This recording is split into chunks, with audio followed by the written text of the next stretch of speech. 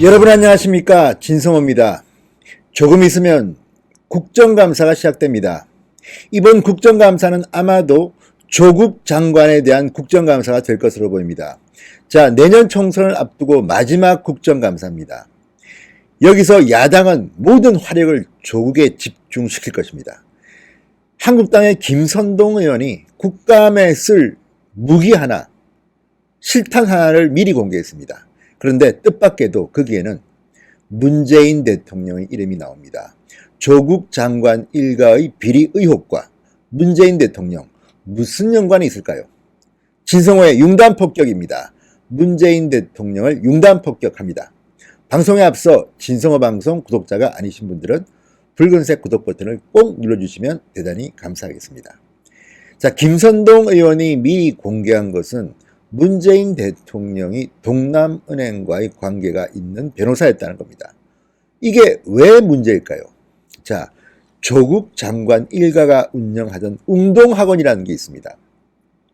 지금 검찰은 이 웅동학원도 조국 장관 본인의 범죄 의혹과 관련해서 심각하게 들여다보고 있습니다. 그런데 웅동학원이 지난 1996년 학교 이전 공사를 명목으로 동남은행에서 받은 대출금 35억 원 가운데 5억 원이 고강도 부실평가로 동남은행이 영업정지 처분을 받기 불과 사흘 전에 추가로 이루어진 것이라는 것을 김선동 의원이 확인했습니다. 자, 김선동 의원의 이 폭로는 상당히 중요합니다. 왜냐하면 당시는 IMF 이전입니다. 당시입니다. 그 점에서 은행들이 줄줄이 무너지고 결국은 대한민국 국민들의 혈세가 여기에 들어갑니다. 그런데 이 동남은행이 영업정지 처분받기 사흘 전에 5억 원을, 당시 돈 5억 원은 적지 않은 돈입니다. 지금 5억 원과는 가치가 다릅니다. 5억 원을 추가로 웅동학원에 대출해줬다는 겁니다. 그런데 문제는 그 후 동남은행 공동 타산관제인이 된 문재인 대통령, 당시는 문재인 변호사, 그 뒤에 웅동학원이나 동남은행의 부실채권 책임을 묻기 위한 소송을 한 번도 제기하지 않았다고 합니다. 자, 여기서 우리는 궁금증을 낳게 됩니다. 1996년 학교 이전 공사를 명목으로 대출금을 받았다. 그럼 이 즈음에 문재인 대통령과 조국 장관은 서로 아는 사이였을까? 그때도 웅동학원에 대해서 문재인 대통령, 문재인 변호사가 혹시라도 조력을 한 것인가? 이런 근본적인 의문을 갖게 되는 것입니다. 자, 자유한국당은 여기에 대해서 부작위, 마땅히 해야 할 것으로 기대되는 조치를 하지 않은 것에 해당한다. 이렇게 비판하고 있습니다. 그러니까 동남은행의 공동 파산 관제인이 됐다면 문재인 변호사가 당시 이런 부실 채권이죠. 부실 대출을 해준 이 웅동학원 또는 부실 이 대출을 해준 동남은행에 대해서 소송을 제기했어야 하는데 하지 않았다는 겁니다. 이게 의혹의 시발점입니다. 자, 국회 정무위원회 소속입니다. 김선동 의원. 금융위원회 금융감독원 자료 등을 취합해서 파악한 웅동학원 채무 및 동남은행 파산 선고 진행 상황 등에 따르면 웅동학원이 학교 부지를 담보로 동남은행으로부터 대출받은 총 35억 원 중 5억 원이 1998년 6월 29일 동남은행이 부실금융회사로 지정돼서 영업이 정지되기 사흘 전 6월 26일 대출이 실행됐다고 합니다. 이때 IMF 때문에 사실 대한민국이 난리가 났던 시기입니다. 이 조국 장관도 IMF 때문에 부친의 건설회사가 어려워졌다 이런 말을 했지만 이런 상황에서 부실은행이 부실재단에 돈을 빌려줬다.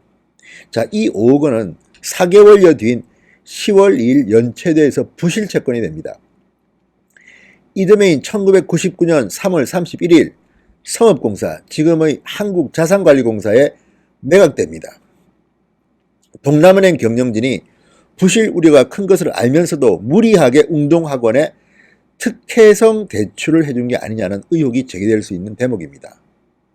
자, 웅동학원이 5억 원 전에 빌린 30억 원도 1998년 9월 11일 연체돼서 1년 뒤에 성업공사에 매각됩니다.